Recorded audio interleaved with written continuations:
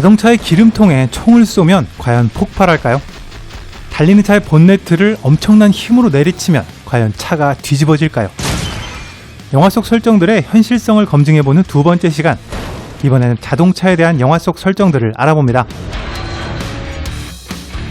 헐리우드 영화의 차량 추격 전에는 빠질 수 없는 MSG가 하나 있습니다. 바로 차량 폭발이죠. 물론 이렇게 차량에 폭탄이 설치되어 있거나 로켓을 발사하거나 아니면 이렇게 직접 주유구에 불을 붙여서 폭발한다면 어느 정도는 이해가 됩니다. 하지만 무슨 폭탄이 실린 차도 아닌데 이렇게 충돌만으로 폭발하는 경우도 상당히 많은데요. 그 중에서 가장 황당한 경우는 차에 총을 쏴서 폭발하는 경우입니다.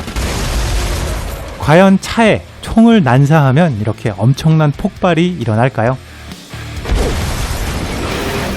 총알 자체는 폭발력이 전혀 없기 때문에 차를 폭발시키는 물질은 아마도 연료통에 있는 기름일 겁니다. 총에서 발사된 총알이 차량의 기름통에 구멍을 내고 기름이 새어나오면서 여기에 불이 붙어서 차량이 폭발한다는 거죠.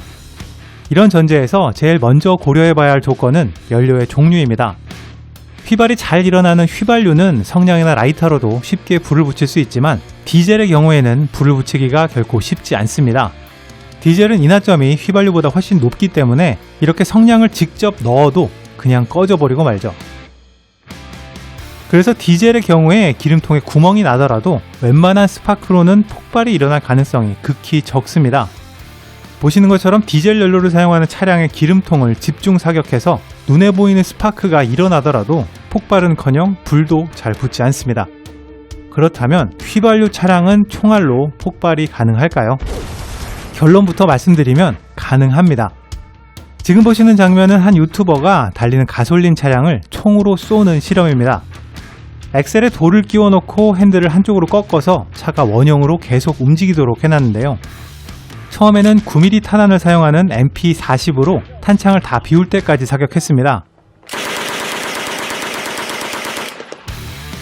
하지만 차는 멀쩡히 움직이죠. 히틀러의 전기톱이라 불리는 MG42로 사정없이 긁어보지만 의외로 여전히 차는 굴러갑니다. 이번에는 탱크에 장착된 59경 M2 브라우닝 중기관총까지 등장합니다.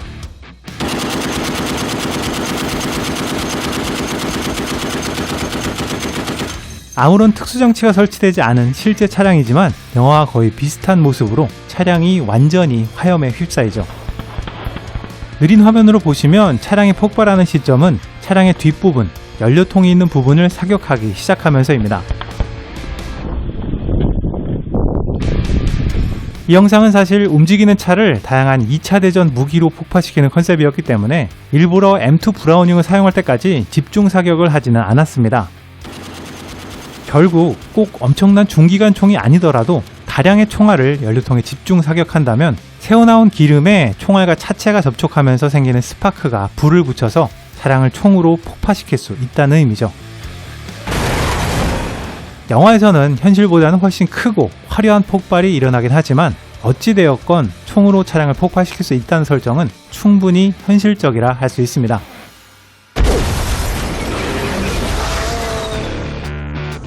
이번에는 총이 아니라 완전히 힘으로 차를 부수는 설정을 알아보겠습니다.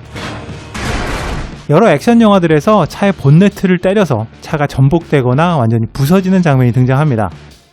매트릭스 2편에 나온 이 장면처럼 에이전트가 차의 본네트를 밟고 나면 차가 그냥 부서지는 것이 아니라 공중으로 한참 떠오르게 되죠. 그 중에서도 가장 대표적인 장면은 헬보이에서 등장한 이 장면일 것 같습니다. 달려오는 차를 헬보이가 주먹으로 내려치자 차가 그냥 멈춰서서 부서지는 것이 아니라 공중으로 떠올라서 완전히 한 바퀴 돌아서 앞으로 떨어집니다. 정말 이렇게 차의 앞부분을 엄청난 힘으로 내리치면 차가 공중으로 떠오를 수 있을까요? 이 장면에서 작용하는 물리력은 숟가락을 띄우는 것과 비슷합니다.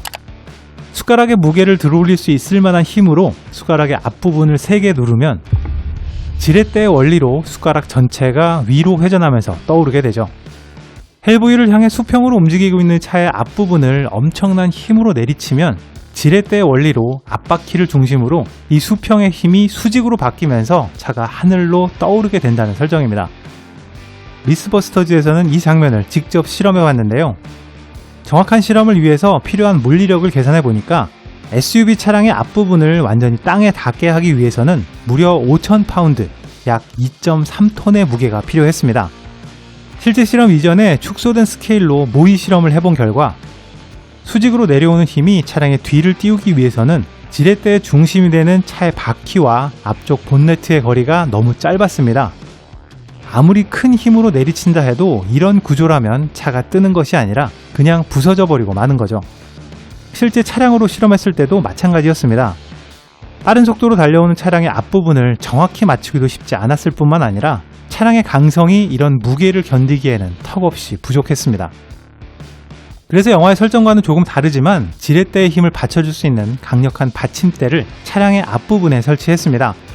그리고 실제 차량으로 최종 실험을 해봤더니 약 50km의 속도로 달리는 자동차 본네트에 2.3톤 무게의 돌을 정확히 떨어뜨리면 차의 뒷부분이 들리긴 들립니다. 한 45도 정도 올라갔을까요?